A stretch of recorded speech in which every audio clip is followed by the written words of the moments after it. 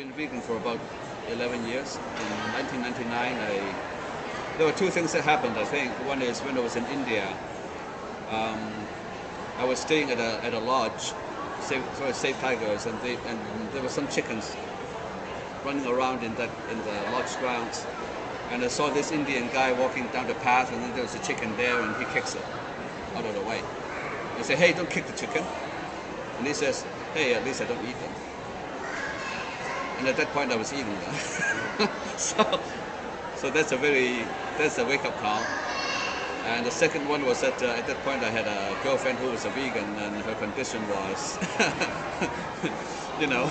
know something if you don't do this. So. And then after I turned vegan, she went to convert another meat eater. And all power to her.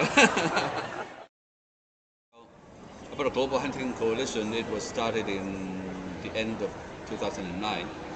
And it is, my reason for starting it is because I have done, by then, 6 long tours through the USA already. And because I'm an anti-hunting activist, I usually go there and help with the local groups with the anti-hunting action. Usually the local anti-hunting group battling the pro-hunting government. And I have seen enough of these to know for sure that the rule, without any exception that I can see, but maybe with one exception, is that the government always wins and the anti-hunting group always loses. No, very, very standard issue. So my thinking is, if we pit a local group with a local government, it's going to be like this. But if we form a coalition of national groups to fight a local government, it will be up here.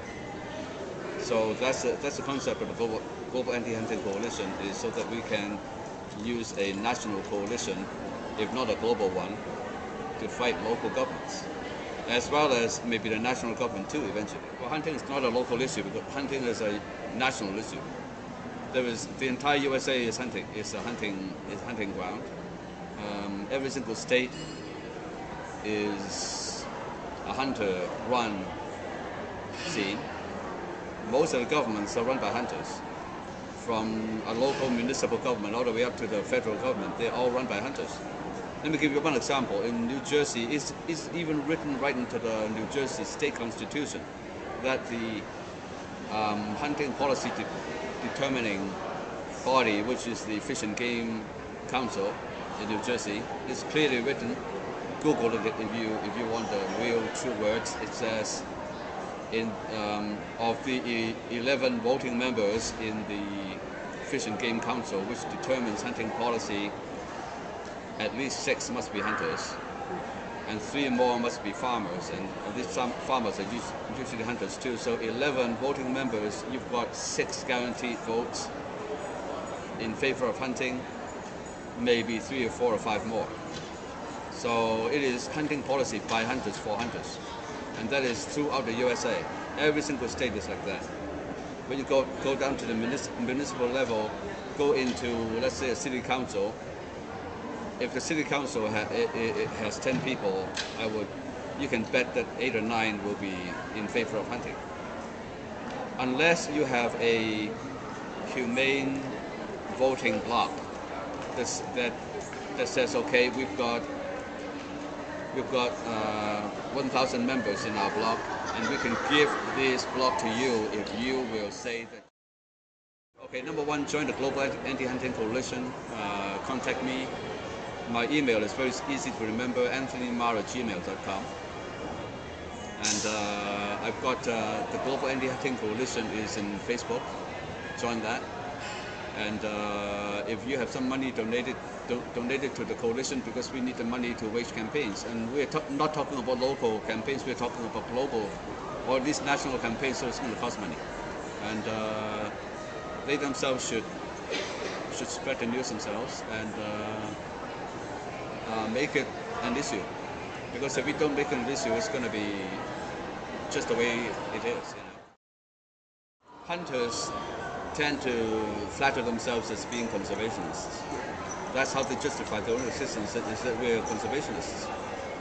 They do have the money, And the way that they conserve, so-called conserve, is to hunt some animals and pay big bucks for them for that, and then some money goes into conservation, something like that. But look at Africa, okay? Africa, I can name you 8 or 9 countries that allow you to hunt the big 5. Lions, leopards, elephants, buffaloes, and rhinos even, including South Africa, Mozambique, Namibia, Botswana, Tanzania. I mean, all these countries. Now, to hunt a rhino, the hunter pays $250,000. But they're charged by the government $1,000 as a fee. So these people are full of shit, okay? Pardon my Chinese. If you want me to rephrase, I'll say it again. These people are just totally unethical and totally bending the truth by saying that they're conservationists, because they spend the big money, and the big money goes into a hunting outfit. That's where the $250,000 goes to. The $1,500 hunting fee for highly endangered rhino goes to the government. So what kind of conservation is that? I mean, the government gets $1,000. So what if the government puts the entire $1,000 back into conservation? It doesn't make any difference whatsoever. An elephant is now fetching maybe $45,000. A lion maybe $25,000 to $44,000. I mean, all these big money are going to hunting outfits, which are mostly American. So it is American hunting, American outfits making the money. The African countries get a pittance, and the African animals get hunted. So, I mean, that's a good example. I think that's an extreme example to show how full of Omniscience and the Human Destiny. It is a long-term philosophical book to the human future and where we fit into the universe, where our place in the universe is, and how we can optimize our future in the universe.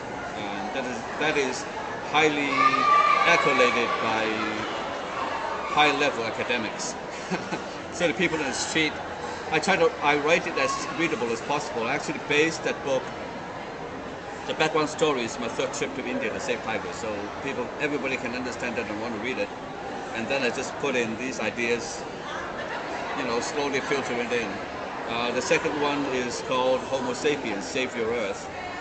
And that one is more short-term, what we need to do immediately, what the world is going to be in a couple of decades, maybe maximum a century, and what we must do today. And so that one was published in 2008, and the first book was in 2003.